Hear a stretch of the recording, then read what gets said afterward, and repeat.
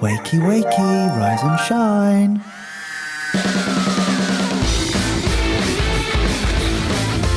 What will we be putting in our mouths today? Shut up, Ben. I'm not sure how popular this recipe is going to be, but damn, it's good. Dime. Yeah, but dime. We pronounce it dime. Yeah. Yeah. Just realised that. If you don't know what dime bars are, they're chocolatey caramel, like nutty chocolate bars. Turns out dime bars are so easy to make that Barry and I are going to do it by ourselves, only using Ben's audible instructions. Yeah, we did that because we thought it'd be funny. It's over there. There. Cool that. And down. Oh, no, it's moved. It's moved, sorry. Oh, you're singing on the wrong way round. This should be idiot proof. I've got everything ready for you. All you need to do is place butter, sugar and golden syrup into the saucepan I put on the hob. There's 2 pans. There's two pans. He didn't make that clear. Oh, a bowl would have been such a better... Once you have your 3 ingredients into your saucepan, I suggest you clear up the mess you've almost certainly made and then switch it on and heat it to a bubble. It might take a while, but you want to heat that mixture to 150 degrees Celsius. I left you a probe. We should probably clean that first. C. It's on C. 12. 12. 12? 62, we might have a while. With your 3 ingredients in a pan and nicely melting and coming up to temperature, be careful not to stir it. That will cause it to crystallise. Instead, make sure your probe is in from a pretty early on stage to measure the temperature, and when you get to 150, we're going to have to be quick. Then all your ground almonds go in. 5.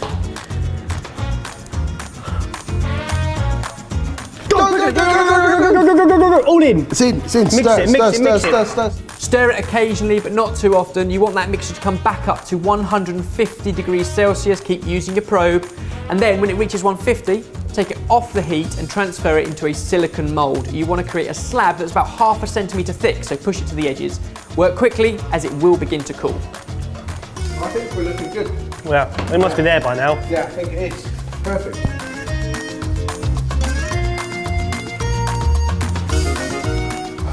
There's a lot of waiting around in this recipe, isn't there? The good thing is, now while you're waiting, you can take your pan and wooden spoon and any other crockery you've used and get rid of it to keep the area clean. And just before your slab of nutty caramelness sets completely, you need to turn it onto a chopping board and cut it into dime-sized bars. You won't be able to do that when it's completely set.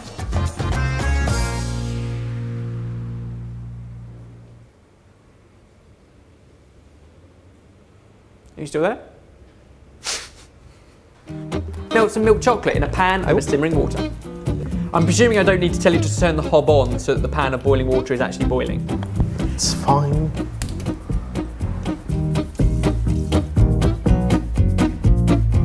Our caramel has cooled, but not to the point where it's too hard to get out of the silicone bakeware. Just cooled enough so that we can get it out of the silicone bakeware and cut it. Like this. Oh, boom, look at that. Oh, yes.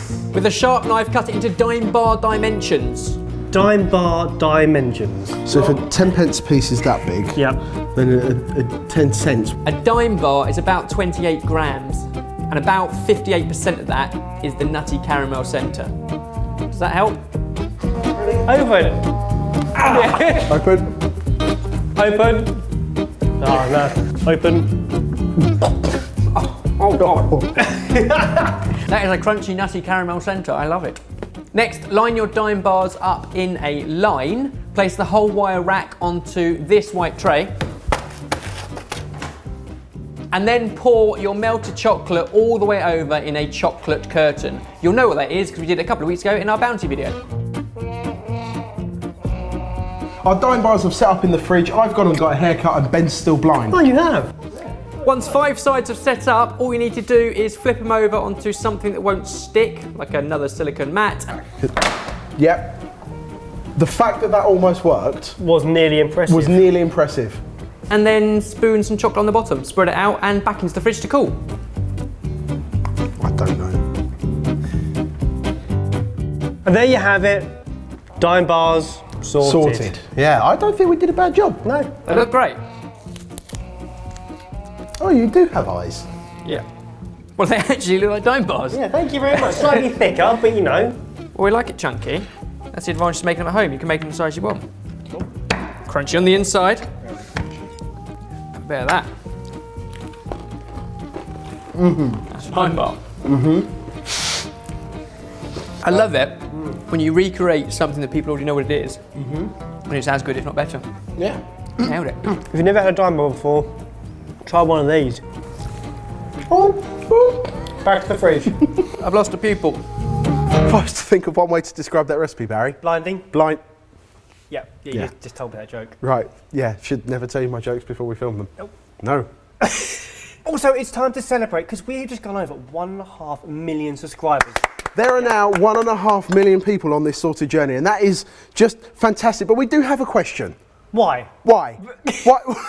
Why have you subscribed to a channel with 4 idiots who like cooking stuff? Is it because you like watching us muck about? Do you actually want to learn how to cook? Do you just like seeing Mike's new range of knitwear every week? Comment below why. Just Please. why, because it confuses us all. Well, I think that fridge cam had everything. Yeah, it had Ben's googly eyes. And it had another nostalgic chocolate bar. Yeah. It's like they do really well on YouTube or something. Somehow. And it also had 1.5 million of you guys. So thank you. And we'll see you next week, 10 a.m. on Sunday. Bye! Oh, bah!